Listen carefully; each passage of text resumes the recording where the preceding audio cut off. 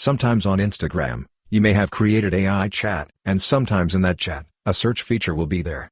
If you don't want that search feature in your Instagram AI chat, you can disable it. In this video, we'll be telling you how to disable the search feature from your Instagram AI chat. For this, open the Instagram application. After that, here you can see the message button. Click on this message button. When you're clicking on that, here you can see a button like this.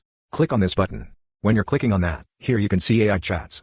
Click on AI chats. And when you're clicking on that, you'll reach AI Studio. And here you can see your AIs. Under that, you can see every AI chat that you have created. For example, I'm selecting this AI chat. After that, above you can see a settings like button. Click on this, and when you're clicking on that, here you can see one option, Advanced Settings. Click on Advanced Settings and scroll down. And here you can see the search option. Sometimes it will be turned on. So that's why the search feature is there. If you don't want it, just disable this. After that, click on this Done button. When you're clicking on that, here you can see the Publish option.